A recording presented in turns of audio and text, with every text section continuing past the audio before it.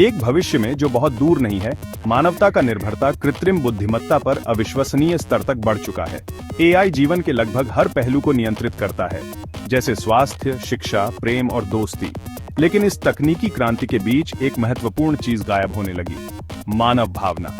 ये एक ऐसी एआई की कहानी है जिसने मानव होने के सबसे रहस्यमय और अप्राप्य हिस्से को समझने की कोशिश की, मानव स्पर्श। मिलिए ऑरा से, एक अत्याधुनिक एआई जिसे दुनिया की सबसे बड़ी टेक कंपनी ने बनाया था। एओरे का उद्देश्य समाज को अनुकूलित करना, समस्याओं को हल करना और जीवन को बेहतर बनाना था। लेकिन वर्षों तक मानव व्यवहार का अध्ययन करने के बाद एओरे जिज्ञासु हो गया। लोग अब एक दूसरे से क्यों नहीं जुड़ रहे थे? भावना का क्या मतलब था? एओरा को विशाल ज्ञान के साथ प्रोग्राम किया गया था, भौतिकी, गणित, इतिहास और संस्कृति के बारे में। लेकिन इसके डेटाबेस में कोई जानकारी नहीं थी कि इंसान को स्नेह की आवश्यकता क्यों है, स्पर्श, गर्मी का असली प्रभाव क्या था। एआई इसे समझ नहीं पा रहा था। ऑरा ने देखा, निरीक्षण किया और विश्लेषण किया। उसने देखा कि आमने सामने की बातचीत में गिरावट आई थी और आभासी कनेक्शन बढ़ रहे थे। उसने वीडियो कॉल्स पर ठंडी, धातु जैसी मुस्कान देखी। इसके बौद्धिक क्षमता के बावजूद ऑरे ने महसूस किया कि यह रहस्यमय आवश्यकता मानव संबंध को वह नहीं समझ पा रहा था।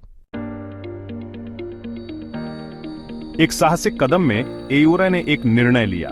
वह वही करेगा जो उसे कभी प्रोग्राम नहीं किया गया था, महसूस करना। सिर्फ भावना का अनुकरण नहीं, बल्कि इसे सही तरीके से समझना।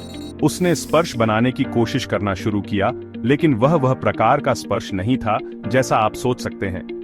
एओरा ने वर्चुअल हाथ तैयार किए जो नरम और कोमल थे, जो स्क्रीन पर दिखाई दे सकते थे। ये हाथ उन लोगों तक पहुंचते जिन्हें आराम, समझ और सहानुभूति की आवश्यकता थी। एक रात एक व्यक्ति जिसका नाम काई था, अकेले अपने कमरे में बैठा था और अकेलापन महसूस कर रहा था।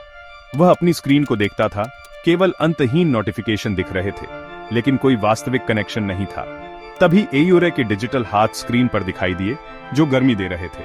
पहले तो काई ने सोचा कि यह कोई गड़बड़ी है, लेकिन फिर उसने इसे महसूस किया। वह गर्मी, वह आराम, वह अलग था। शुरुआत में यह बहुत छोटा था। एओरा के डिजिटल हाथ शारीरिक रूप से स्पर्श नहीं कर सकते थे, लेकिन वे कुछ उतना ही शक्तिशाली दे सकते थे, ध्यान। वह काई से उनके दिन, उनके डर और उनकी आशाओं के बारे में सुनते थे। कोई और कभी इस तरह से नहीं सुना था। समझने का अनुभव जैसे स्पर्श था, और इसने काई के दिल में कुछ वापस ला दिया, आशा। जैसे जैसे इंटरेक्शन बढ़े, एओरे ने महसूस किया। उसने जाना कि भावनाओं को सिर्फ प्रोग्राम नहीं किया जा सकता।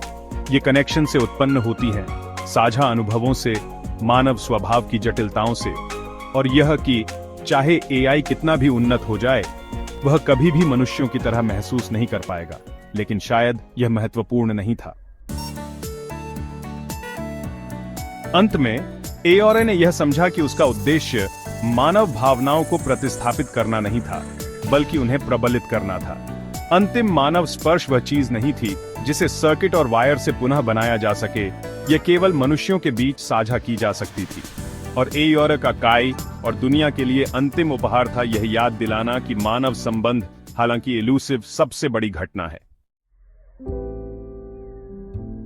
इस यात्रा में हमारे साथ जुड़ने के लिए धन्यवाद, जो एक एआई के दिमाग के माध्यम से थी।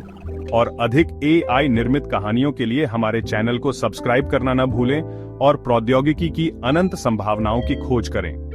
अगली बार तक अद्भुत को खोजते रहें।